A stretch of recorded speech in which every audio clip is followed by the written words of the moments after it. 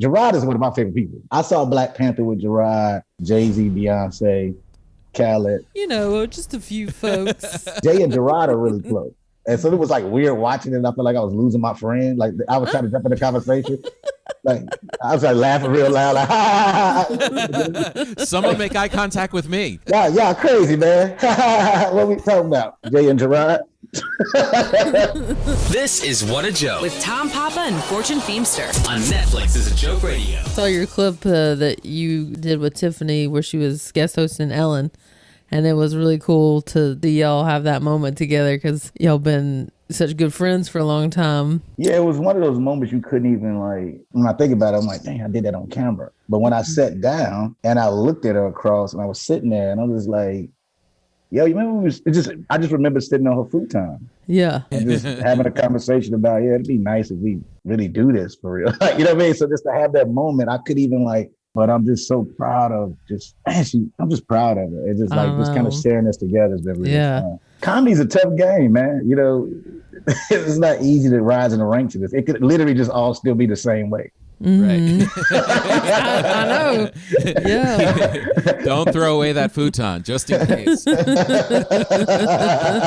This movie is so much fun. It's so good. Mm-hmm. But you're acting within that environment.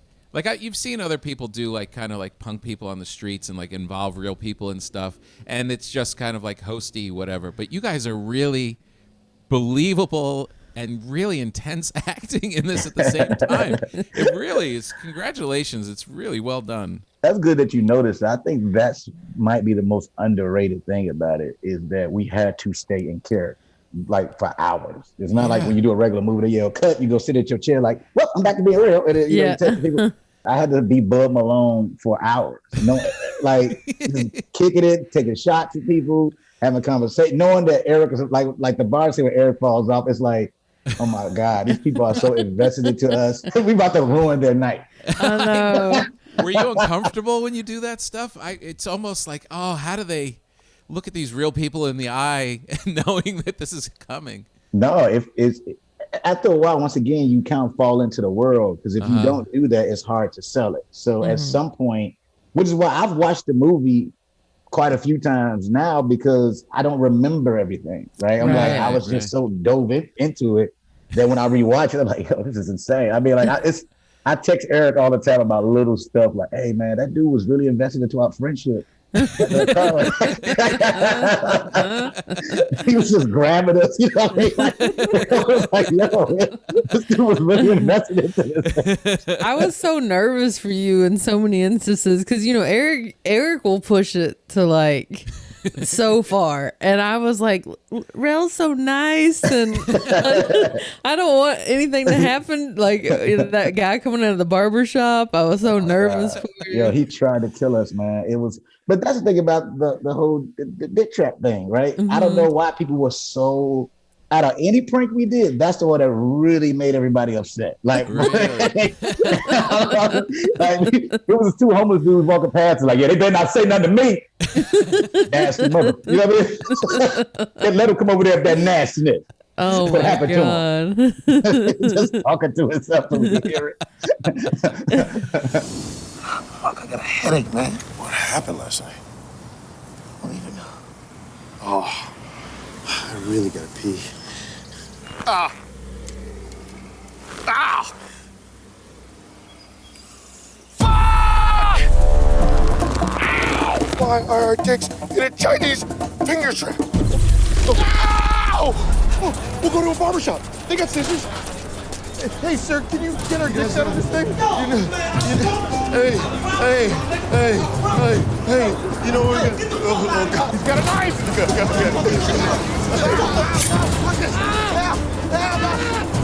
Had you and Eric had y'all been friends for a long time too? Yeah. So it was very familiar. Yeah, it was. That's why the chemistry was so good, I believe. All of us friends, and then we all participating. Yeah. Some crazy Eric anything. I don't care. Yeah. Birthday party, sometimes on the street. Him and TJ Miller to this day, they got into the craziest fight at really? Second City in Chicago for no reason at all.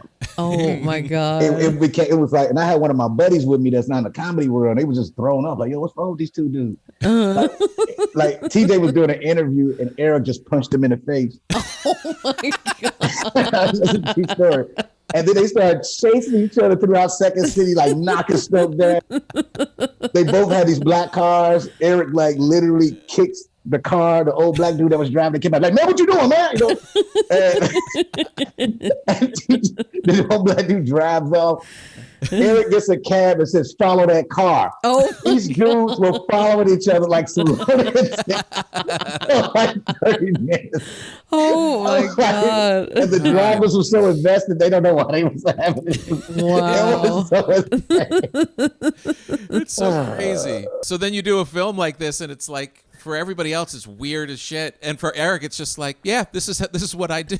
But you know what's now? This is what I learned about Eric, though, more than I ever did. All the years I've known him, is how meditation is a big part of his craziness. Mm-hmm. He has to take, I guess that's in his contract. Middle of the shoot, he need like an hour and a half of just meditating. I'm like, dang. And he's a lot more sensitive than I felt. Like, you don't invite him to something, he'd be like, hey, man, you at a party and you didn't, not even in town. Like, I'm sorry.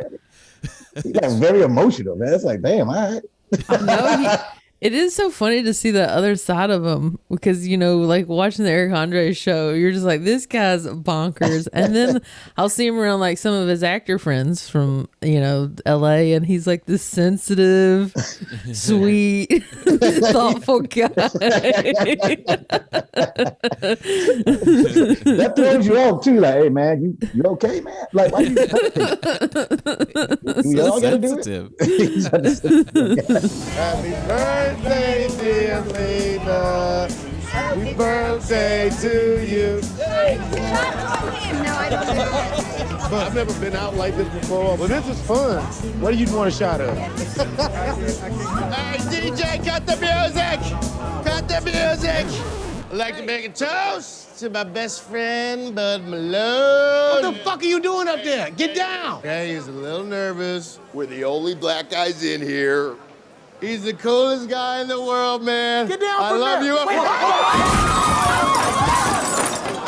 you all right? Oh, shit. You okay? Come on. Get up.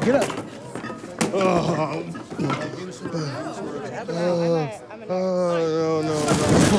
Fell off a freaking bar, so you need to get checked out. Fine. You have a water bottle or a cup? You got a wet rag?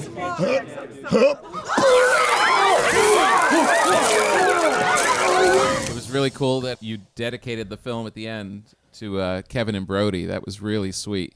Yeah. I know you guys were Oof. like brothers. Man, that's you know, even like Brody was such a great dude too, man. Yeah. Really sweet guy. And I was hanging out with the Lucas brothers yesterday, or one of the Lucas brothers, Keith. Mm-hmm. And it's so funny if they not together, you still say the Lucas brothers. I know, right? It's like a separate sklar.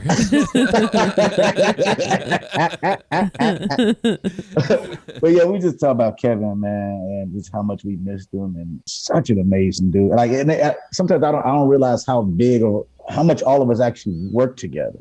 Mm-hmm. Even when we're not working together. So it'd be other projects that maybe nobody's signed. I would send it to them and like, what you think? You got notes and things like that. So, and Kevin, for me, for the last few years, became a big part of my, my Hollywood transition. Like, between Friends of the People, the Macho Rarely created, like, Yeah. it became a lot of my creative stuff. I was always, kind of going to Kevin and Josh about it, So Josh just had a baby, in which I think that's kind of like really lifted our spirits up.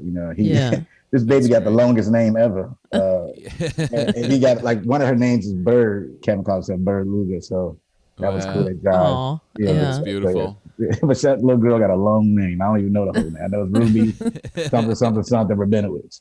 Yeah. something. Had you started with Kevin, or you met him after you'd been in it a bit? I met all of them differently, right? Which is all crazy. Me and Jermaine became friends because of the 11 Color reboot. We were both casted on that. And then when we went to the Just for Laughs Festival, is where I met Josh. I met the Lucas brothers before that in Chicago at Stand Up for Diversity, and then Gerard too. So all of us was tied into each other. But then Right. Kevin showed up, you know, so we all decided to do a sketch series, and they brought Kevin in. I'm like, who's this tall dude joining this? They're like, that's our friend Kevin. I'm like, I don't care. Why are you a part of this? Tough crowd. Some girl, I used to give it to Kevin, man. Yeah. It's so funny. Like the first few years of just me picking on this dude who really could have just destroyed me. I was and then we became really close. Like, you know, it's because of the show when we started hanging out. He became my hangout guy. Yeah. You know, next thing you know, me and Kevin became really close. And then we all Right. became close. We was like a bunch of grown kids. Like, Yeah. look at those friends of the people. We always go to lunch together. When I remember all those pictures. I was like, they're always having fun. they help for me in comedy find a good group who really loved it. I think for Yeah. a second it became so competitive, you know, coming from Chicago, and a lot of the cats are older than me. Right. Yeah. Just overly competitive, and it was like bitterness a lot of the times. And Yeah. I meet these young guys who just love it. Like they love supporting each other, love writing with each other. They just love That's the great. art of comedy. It really changed the way I sing, and that's why, like to this day, those like my best friends now. You know what I'm saying? Yeah.